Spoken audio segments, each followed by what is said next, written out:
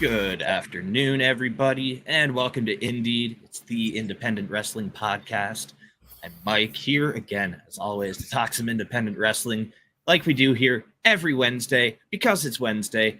And as always, I'm joined by my amazing co-host, Righteous Reg. How are you doing, man? In the building, it's your boy, Media Man, your favorite rapper, your favorite writer, your favorite podcaster. Here today, talking some independent wrestling. Very excited, Mike. We got a very special guest. We are talking some of the best independent wrestling in Canada and around the world. So I'm very excited about our show today. Absolutely. I've got a bit of a long-winded introduction here, so our guest just gonna have to sit there and just keep smiling for a minute. Mm-hmm. But way back when this show very first started, very first episode of Indeed, it was just me sitting here alone in front of a camera reviewing independent shows that I watched. Mm-hmm. And the very first promotion I talked about was the promotion that we're going to be discussing today. And, that was all the way back on bodyslam.net. And funny enough, our last episode ever on bodyslam.net was when we first interviewed our guest today. Yes. And it should be no surprise that for the first time ever, this is our first returning guest today. Oh. So, I could tell you all about C4 wrestling myself. I won't do it justice. I could get Mark to tell you about it, but he's pretty biased. So instead, we got some reviews. Let's read the reviews. Yes. It's pretty much everyone has said it's the PWG of Canada. Mm-hmm. It's an indie rock show frat party, says Scrapper James Stone. It's long been Canada's best opportunity to challenge the top prospects of American indies, says Von Vertigo. C4 is one of the premier destinations for any indie wrestler. The crowd, the venue, the talent, C4 has set themselves apart from most and can be considered one of the best promotions in North America. That's from the hot stepper, McCrae Martin.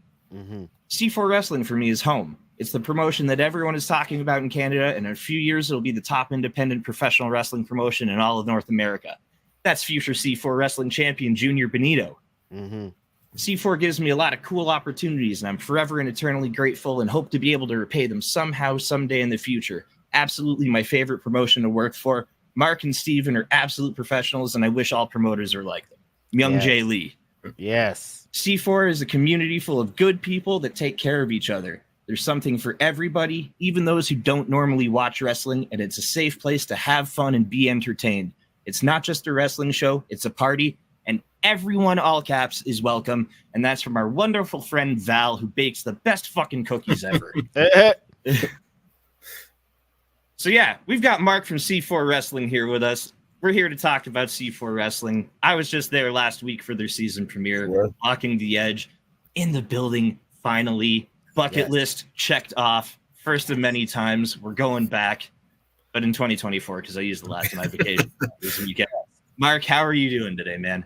I'm good. I'm mostly recovered from the weekend, but I'm good. I'm doing all right. Yeah. Yes, you had a busy day on Friday. Every time I saw you, you were in a different spot in the building, all over the place. But yeah, let's talk right off the bat. Walking the Edge. It premiered last night on IWTV at 8 p.m. Yes. It went down on Friday at the Preston Event Center. Just experience, atmosphere, vibe, everything, all that stuff that looks like it's really cool and feels really cool when you're watching C4 on IWTV. I can validate that it is, in fact, real. Yes. That was an awesome show. How your thoughts, first of all? It was very well received. So how did you, what'd you think about it?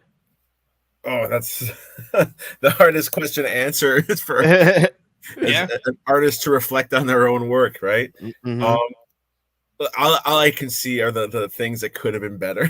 And that sounds ridiculous for me to say that after such a glowing introduction, Mike. But I think, all in all, I think it went very well. There were a few things I know about that didn't go so well. I mean, my day started off that day at 6, checking my phone, and Josh Alexander Lamino's flight was canceled. So that's how the day started, and that was at 6 a.m. And then I had to get my kids breakfast and out the door. So that was like, okay, I will deal with this. Thankfully, Josh was within a driving range. And by that I mean 10 hours away, but he did it. Which thank you, Josh, very much. But yeah, it was a singles heavy card, something I don't traditionally do. I always have like 3 or 4 singles, but like my own booking and how I'm structuring a show, I really hate having the same match type back to back. So what I mean is, like, I don't like having, like, on Friday, I think there were like 3 singles, a 4-way of singles, 6-man singles. And it was just, people were receptive to it. And I'm sure watching it, it's on IWTV, it goes down smoothly. I just know I was nervous about the reception, but thankfully those singles were mostly pretty loaded singles that I was presenting. And yeah, everything clicked really well.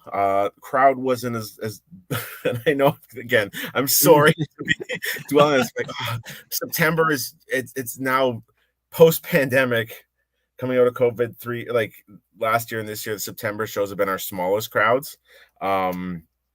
So I'm hoping people come back next month. but it was probably like the last gasp of summer up here, before a nice fall followed by a long cold winter. So I understand if people had other obligations.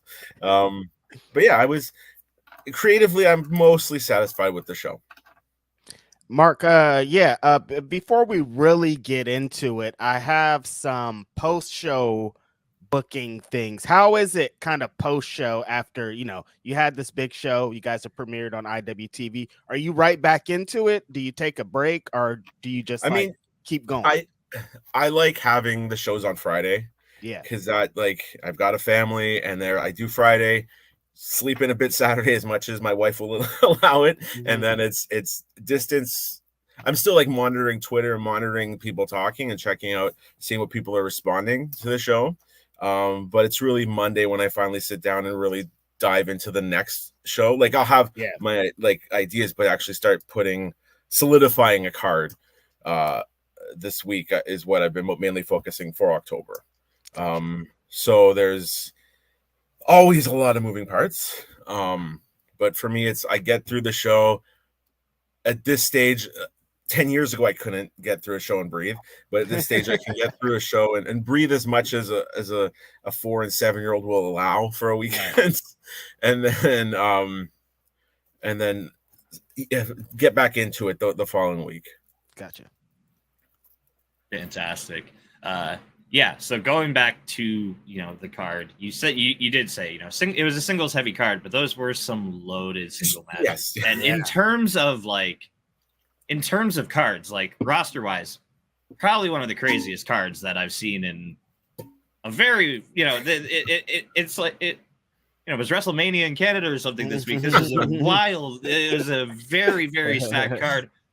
But something that sticks out from the show, obviously, like being there and having watched it again last night on the stream, is every match had like something memorable to it that kind of set it apart from all the other matches on the card. It was it was still diversely structured in matchups and competition across the ring from each other. Have to talk obviously about Junior Bonito versus Titus Alexander. Titus, smokes! Look, it's your love that got me to book Titus. Yeah, you guys, like Reg, for a long time you've been praising Titus and West Coast, and I tried to get him up here. You're going, finally it lined up, and I was able to get him up here, and he's really, really good. Yeah. It's like that. Yeah. And I was also like, the parallels I see between Junior and Titus are like, I see a lot of parallels between them, let's say. And I was happy to be able to have that match. Hopefully for the first of many times those two will cross paths. Yeah.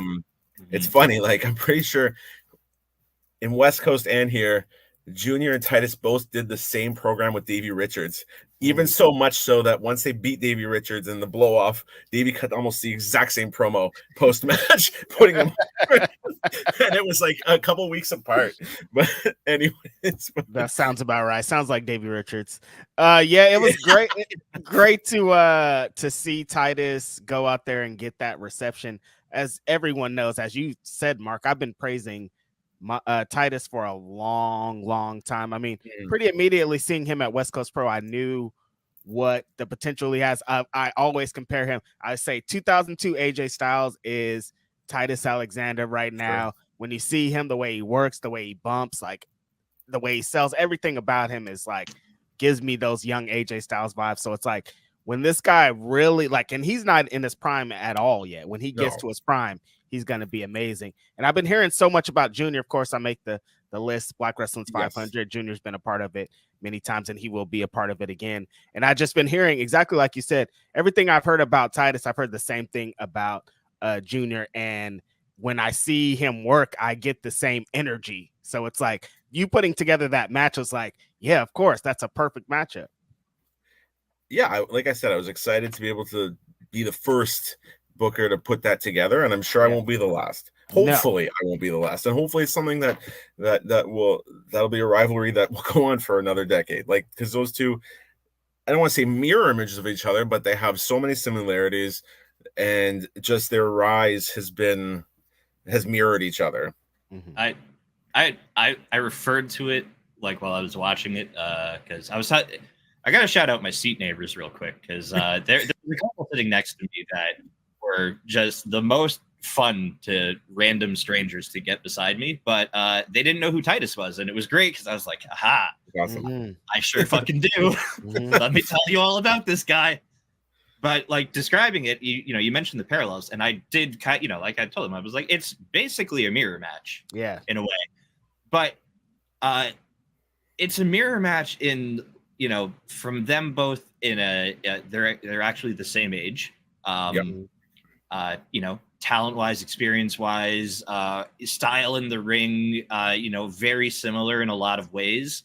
But then even the mirror kind of goes beyond the ring, and because when you really take a look at C4 and West Coast Pro, they are in many ways kind of like two sides of the same coin in the way, in the way that you feature your local talent and your, your stars of your area, not continually bashing heads against each other all the time, but facing top competition internationally and from, all over the globe to really showcase them and elevate them to like that level where they can be viewed on the same, on the same plane as the Speedball Mike Baileys, the Konosuke Takeshitas of the world, like those names.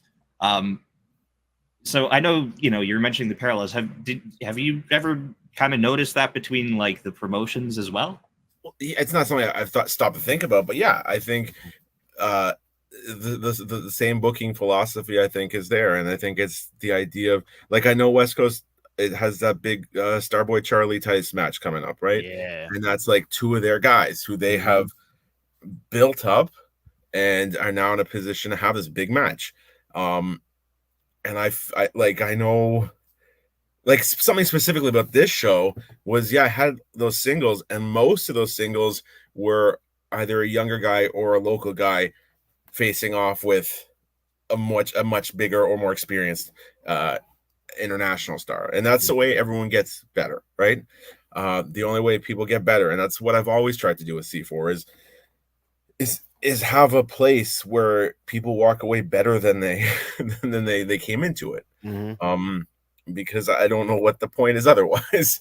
And I think West Coast, I mean, they have access to a lot of other people who would be amazing to get up here, but I think we're doing okay in that regard. We're trying. Absolutely. Yeah, more than okay.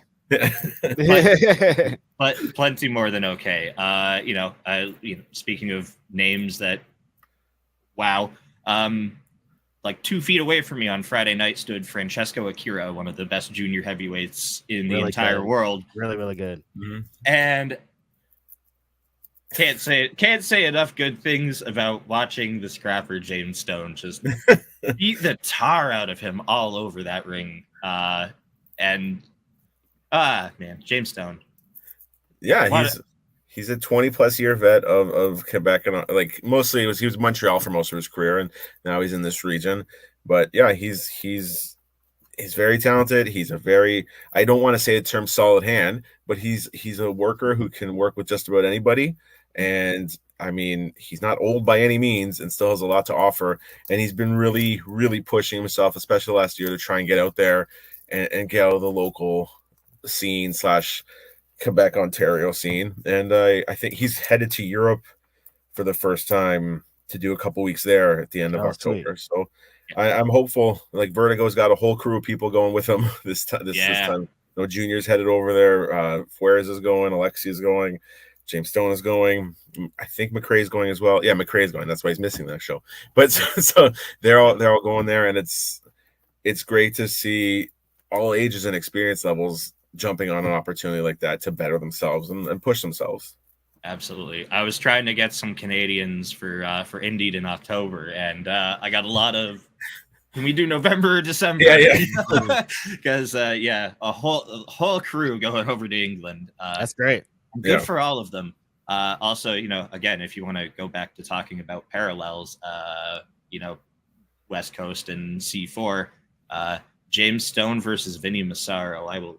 That's my next one. I didn't want to make that comparison. I didn't want to say that, but I mean that's a comparison. I see both of them. They're both vets. Vinny, I think, a little bit longer, and has had more exposure, but I can see them both two nice Italian fellas in the locker room who want to guide the next generation with their curmudgeonly ways. Yeah. And through sheer violence. Yes. Yeah. Also. Yeah. Absolutely. That'd be a fun tag team, actually, too. Oh man. Sorry, if only North America wasn't so big and flights weren't so expensive, there'd be a whole lot more. Yeah, and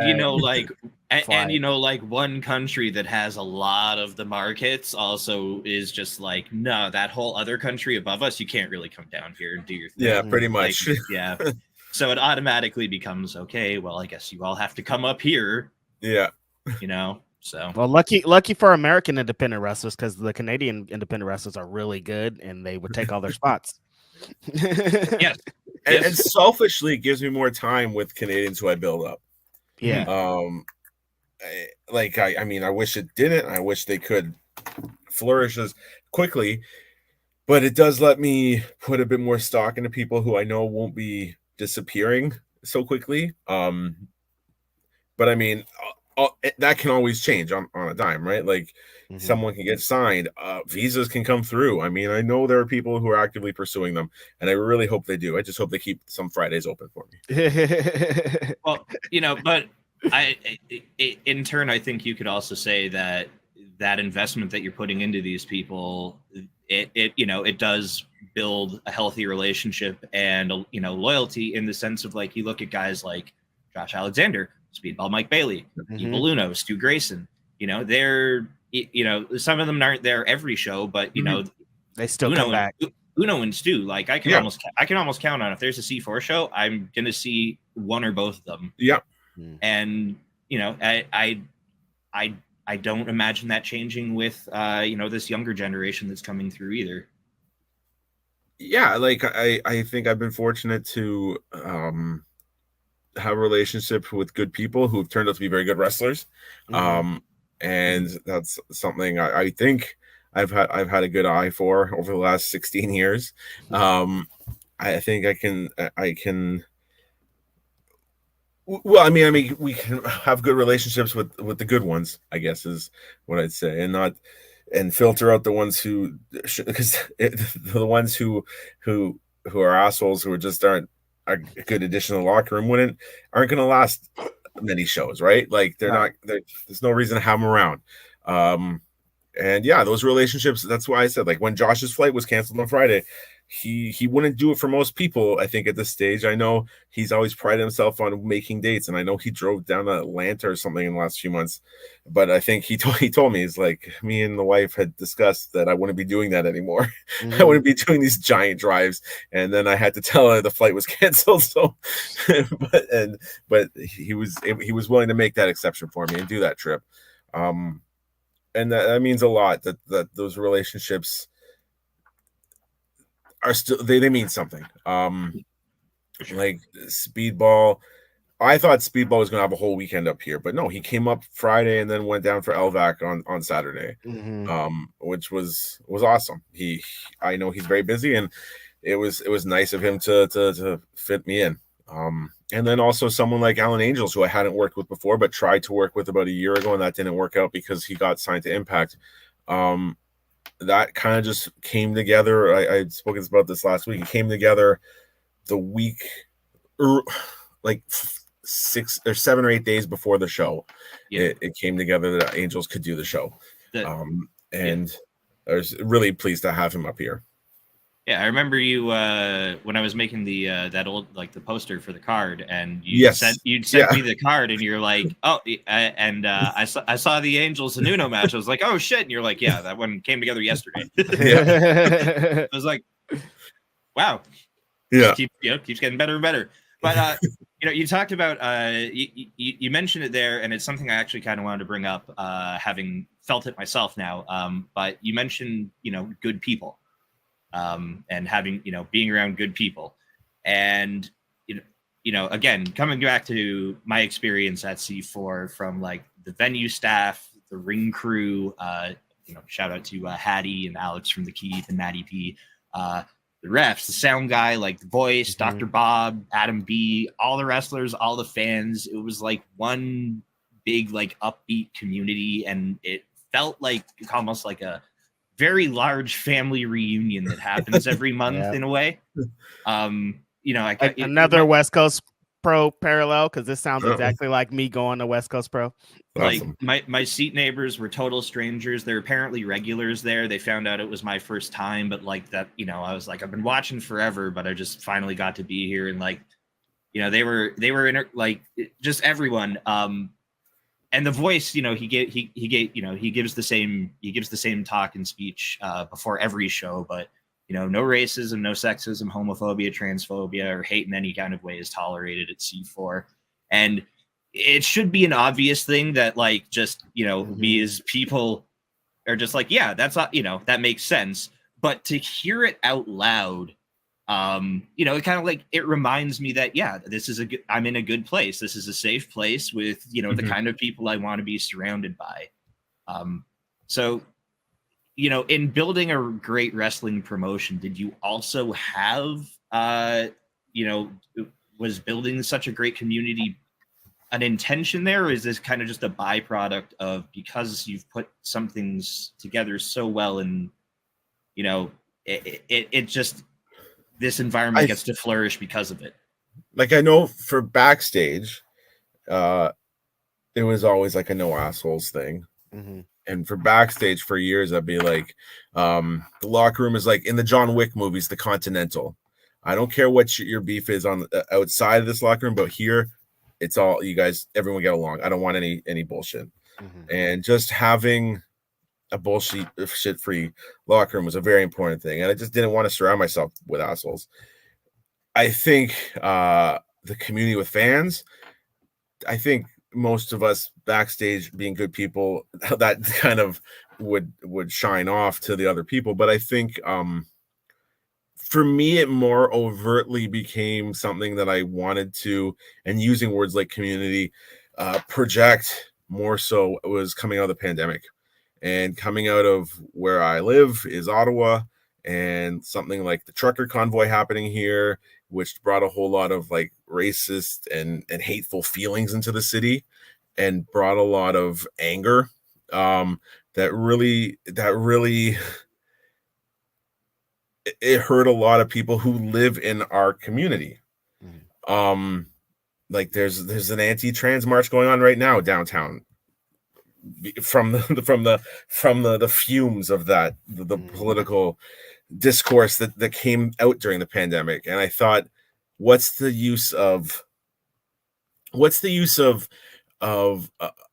taking a pause during the pandemic and going through speaking out and going through the George Floyd stuff and going through all this stuff if you're not going to actually try and better the community that you're trying to build. And C4 might be a small part of it, but it's something that I would like to be a place full of good people in Ottawa.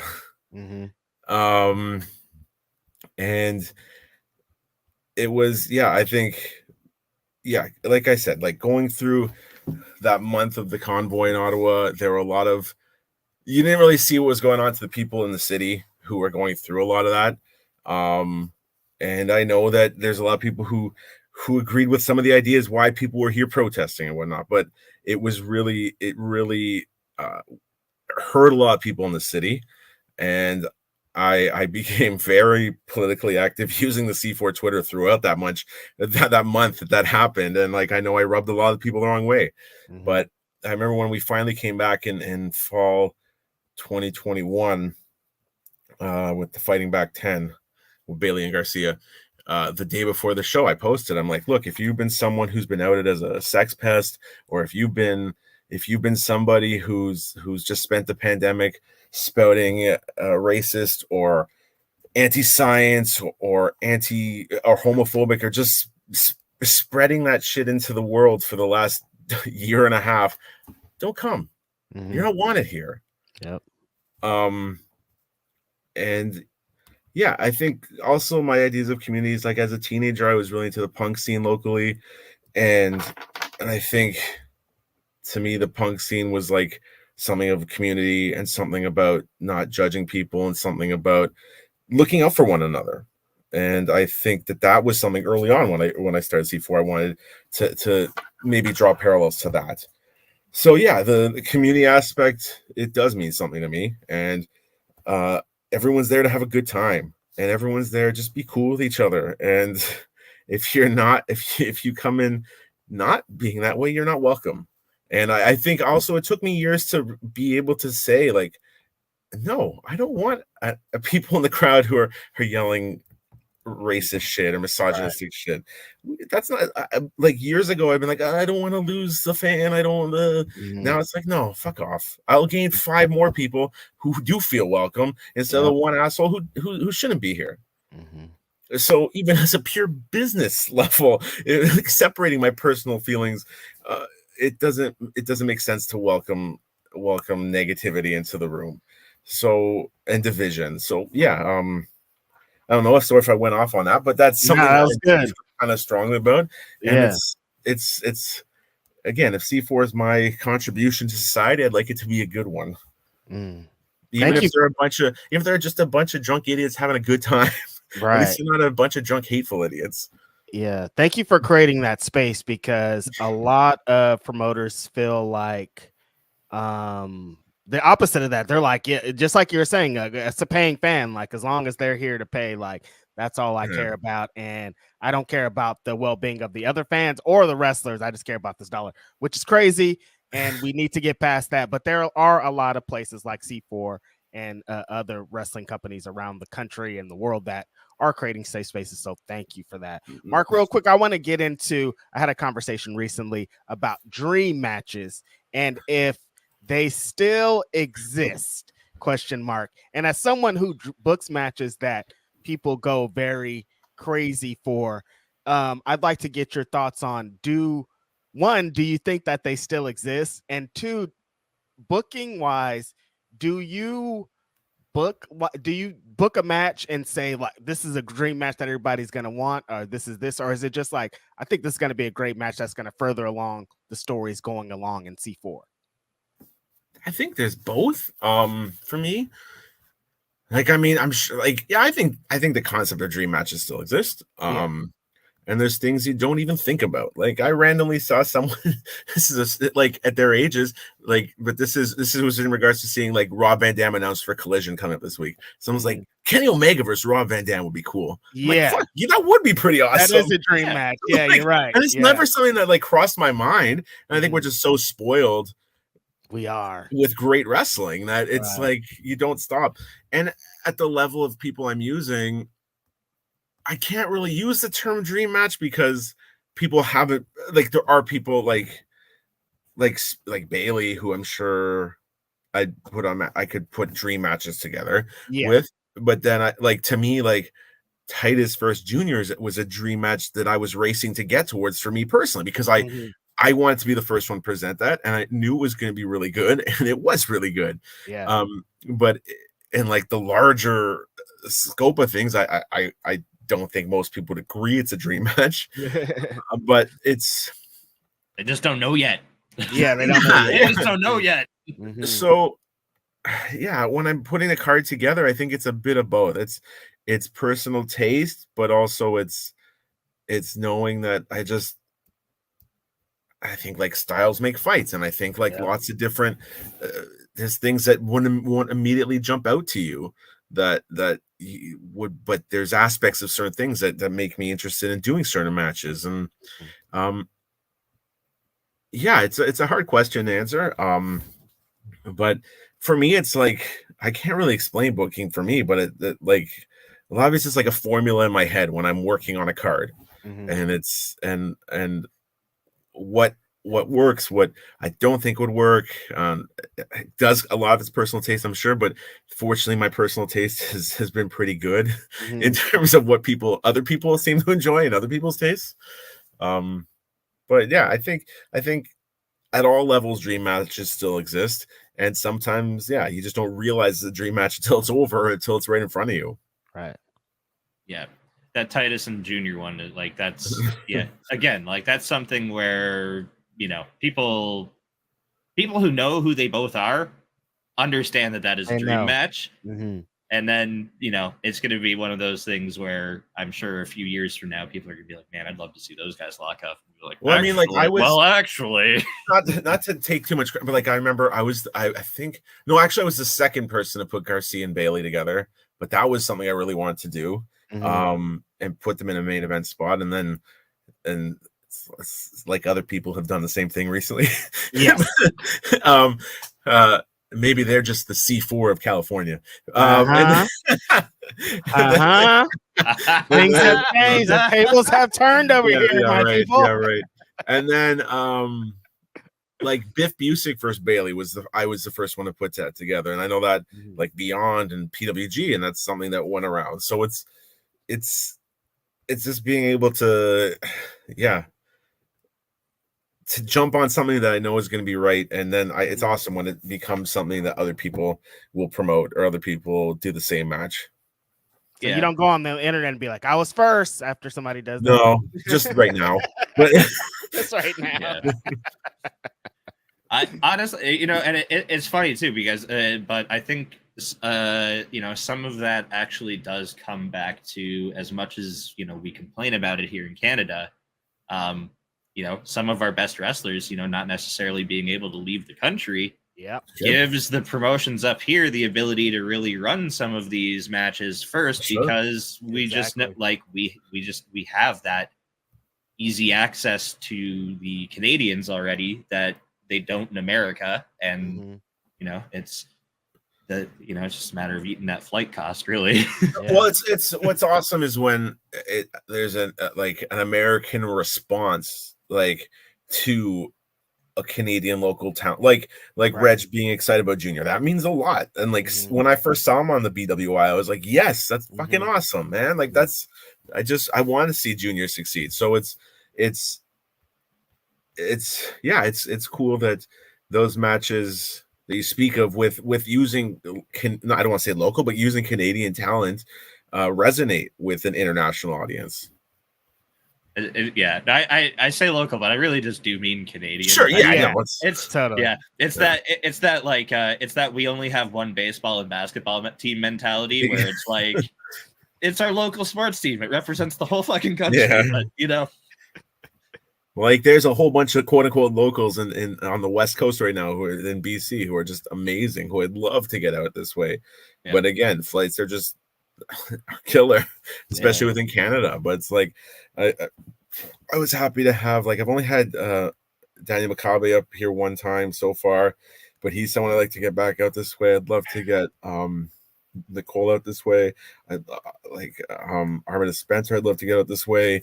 I've been able to have like Evan Rivers, who's phenomenal, Travis Williams, Judas Icarus. Yeah. Like it's just there's a great crop. It's awesome to see. It's because for so long it was in Canada, there were these bubbles and no one really knew what other people were doing. And if for the last 14 years, if you were in California, or not California, in BC, it wouldn't be something that I'd be like, let's get you out here. But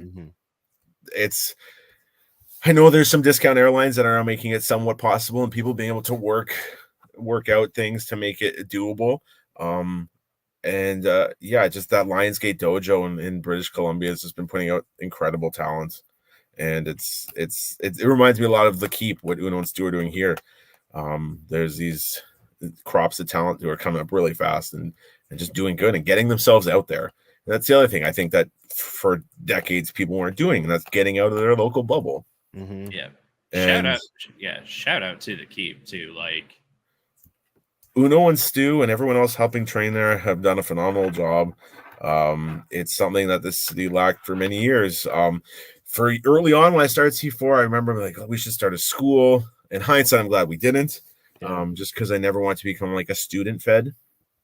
But having very close friends running one of the best schools in the country is paying dividends, and it's really good to have, and it's awesome to have a group of students who are willing to help out, and ones who I don't mind using, because that's the other thing is there can be a school with students who come out to help, but they're not good.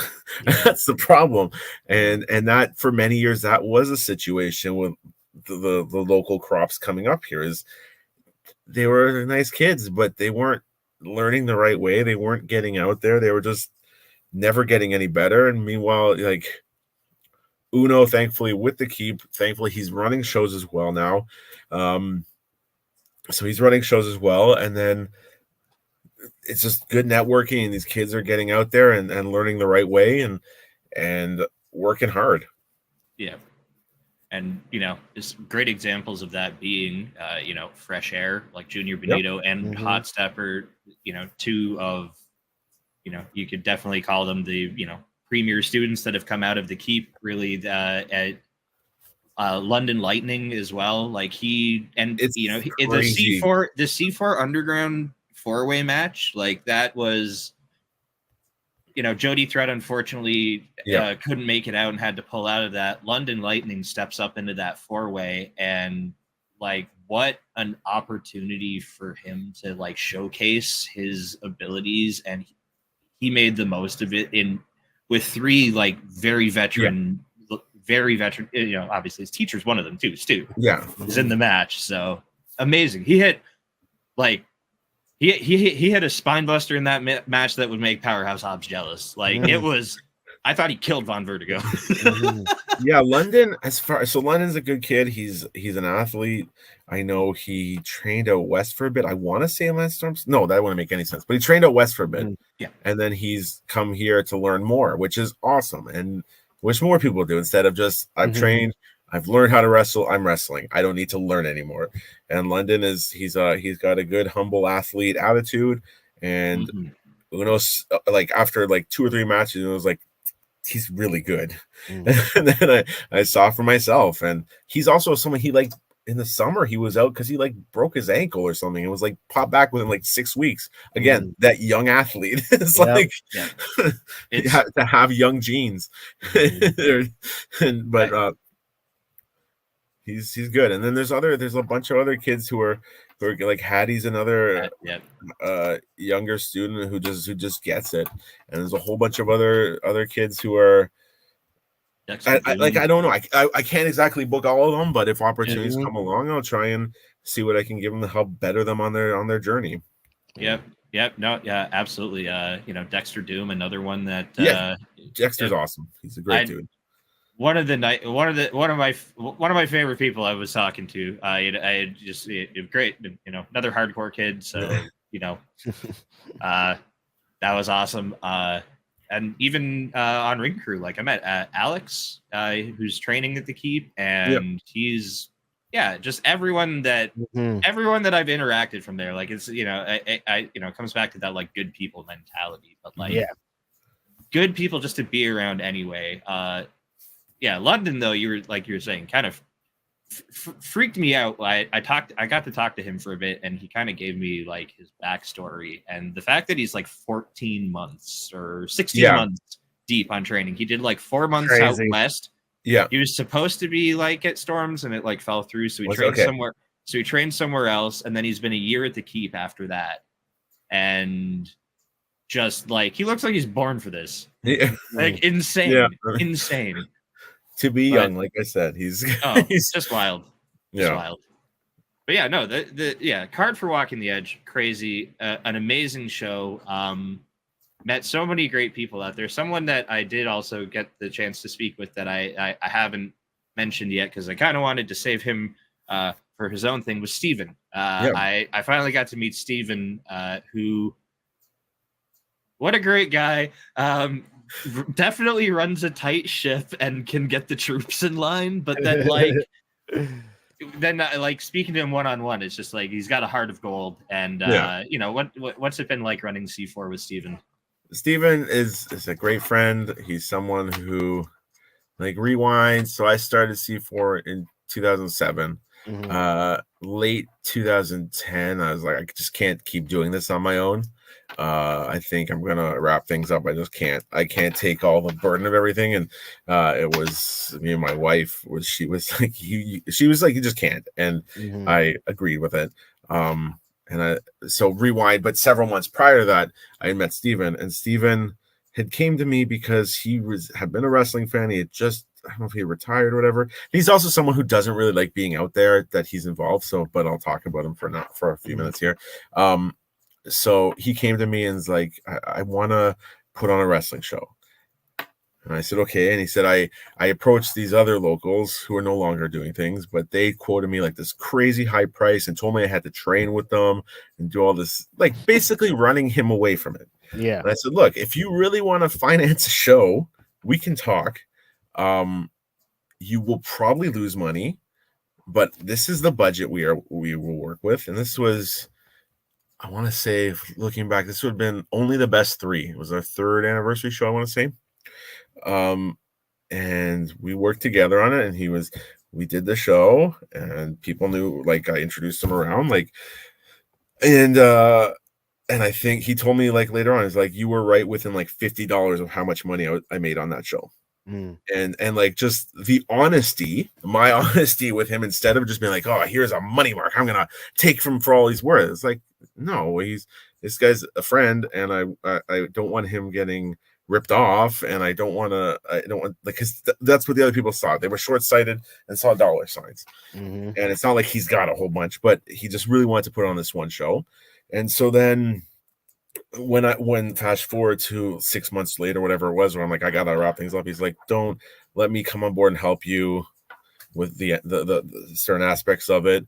And that was 13 years ago, 12 years ago. And he's been my, like, I guess there's kind of like a front of house, back of house, what we do. For a long time, he's been the one on the floor running Ring Crew, making sure things are running smoothly out there while I'm running around everywhere else and handling the booking and handling handling all sorts of stuff. Although he's had to, like, again, I don't want to talk too much, but the show last Friday, he was like a week out from having a major cancer surgery he just had. Oh, shit. But he was declared cancer free the day before. Wow.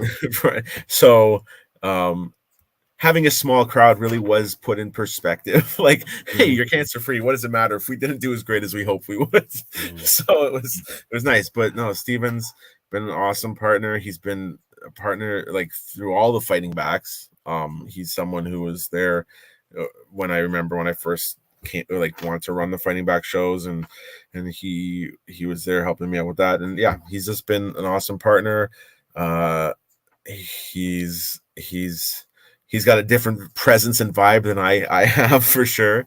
Yin and yang, very yeah, much. Sure. he's an ex-military guy. Oh god, and, that does explain the tight shift. Like, yeah, okay. But no, Stephen's a great dude. He's one of my closest friends, and I never would have met him had it not been for C4. And yeah, I know. I don't want to paint a picture of him like being this old guy, but I mean, I think C4 also being around everybody every month. He loves wrestling, and he loves the community aspect of it too. And I think he could deal with a little less people trying to chum up to him to get booked, and more just directed towards me. But we work really well together, and we've worked really well together for 13 years now. And yeah, he like I said to you when you showed up, Mike, I said, look for the guy. He looks like a cross between Belle's father and Beauty and the Beast and Super Mario, and that's Stephen. Yeah.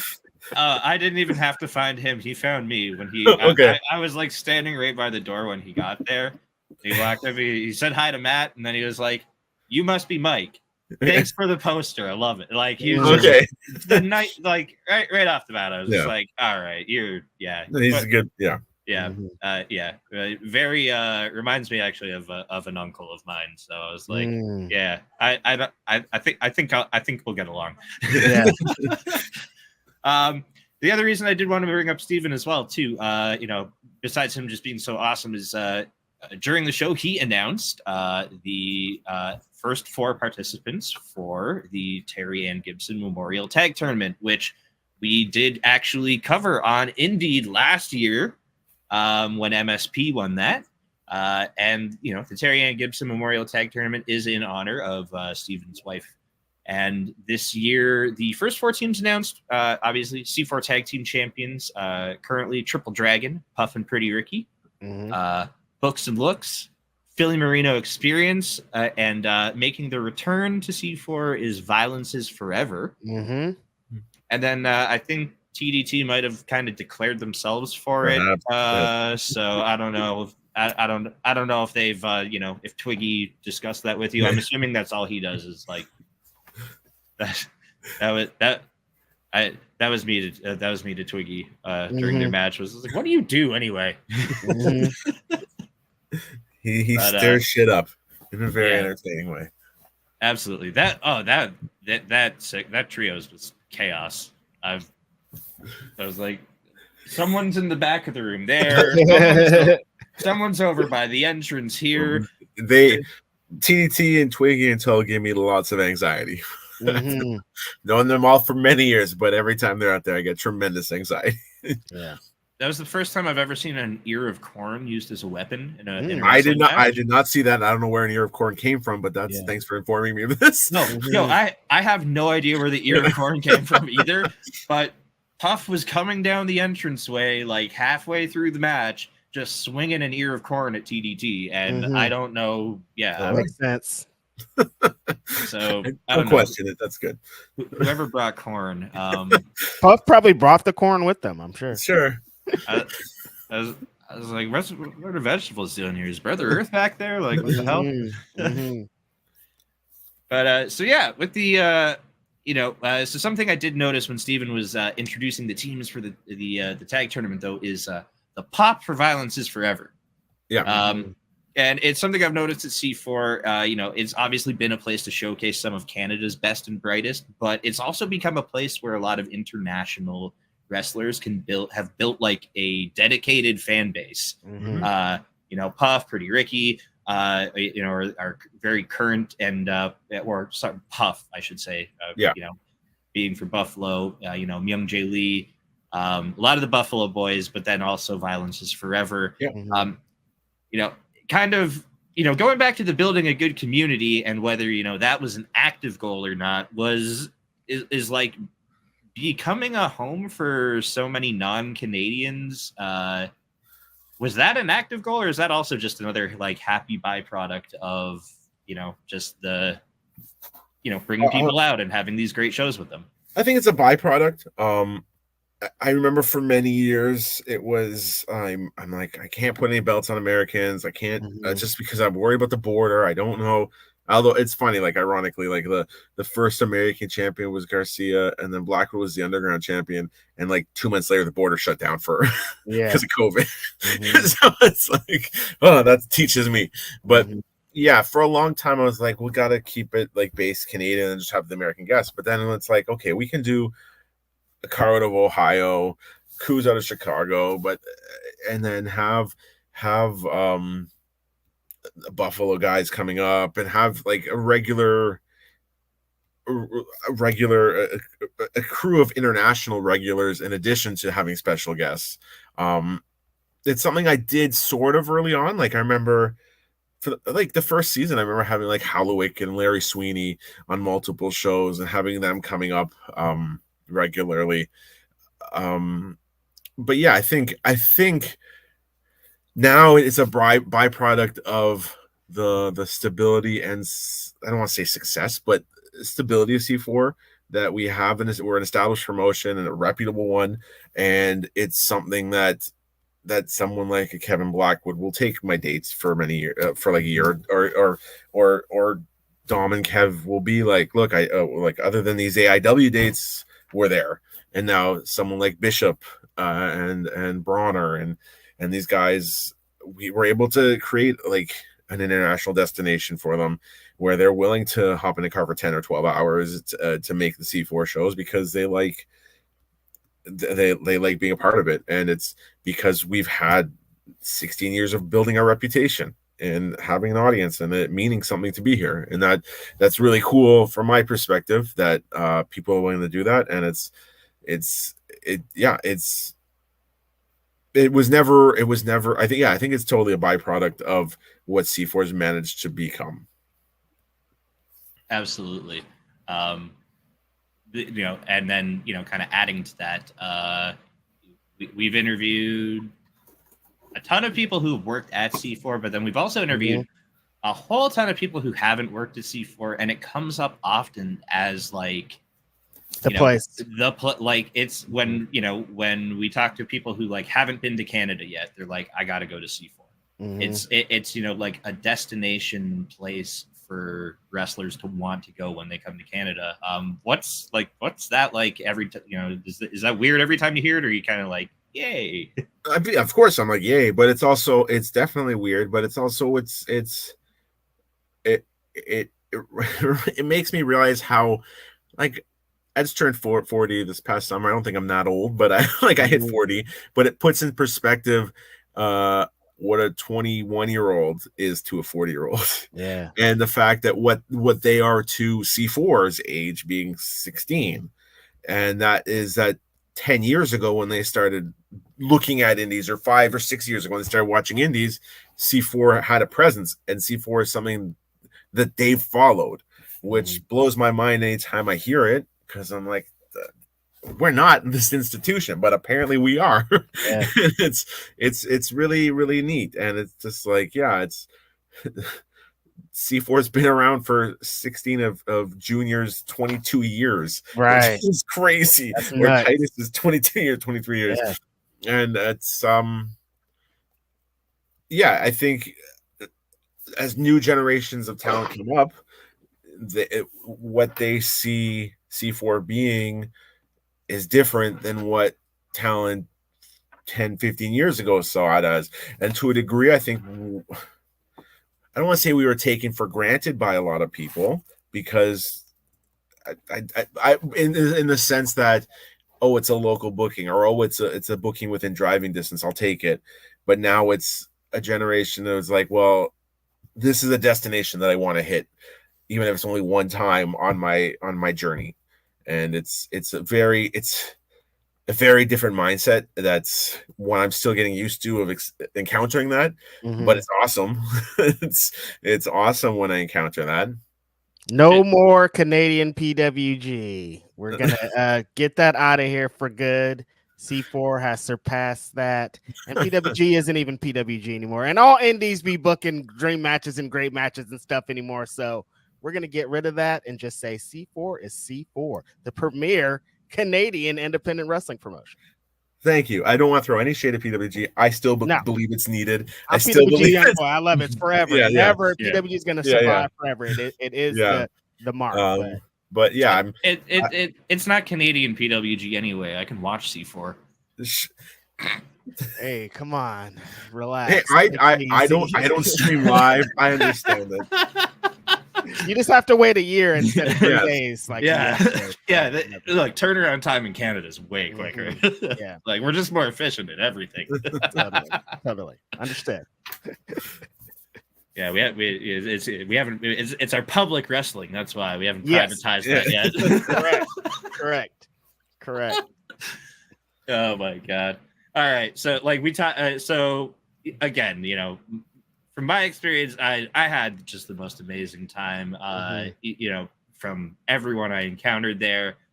You know, even just like the little things, like almost immediate. You know, pretty soon right after the show, like you went out of your way to find me and like you know see how I enjoyed my first time there, and you know not just for wrestlers but for fans as well. It is a destination. Like this was a bucket. You know, getting out to C4 was like a bucket list. I've got to do this at some point in time. Yeah. My vacation time for next year is going to be very much spread out over the calendar on, you know, some trips out to Ottawa. Hopefully, I'll send you the dates in advance. So you can yes. Oh, I already said it, but like I'll put it on record right here. I am going to come to Fighting Back next year for sure. Yes. I have to see that show. But you know, we could gush about C4 all day, but instead let's wrap things up because we want to have you back here. You know, maybe in a few months, maybe in a few months, maybe in maybe in another year. Definitely need our regular recap with Mark. Yes. You know, 16th year starting this year, so congratulations on that. Thank you very much. Started off with a bang. And it looks like it's continuing on. Terry and Gibson Memorial Tag Tournament looks crazy. The field's already stacking up. The Mad Monster Party is coming up in October. The poster for that, I've noticed Lufisto, Uno, Isaiah Broner, Gringo Loco is coming back by the looks of it. TDT and Twiggy are on that, whatever. And Violence is Forever is on that poster as well, as noticed. So that's going to be an exciting show. You know, also wondering if we might see this at some point, but I did notice Kevin Blackwood had somebody interrupt him post match after Walking the Edge.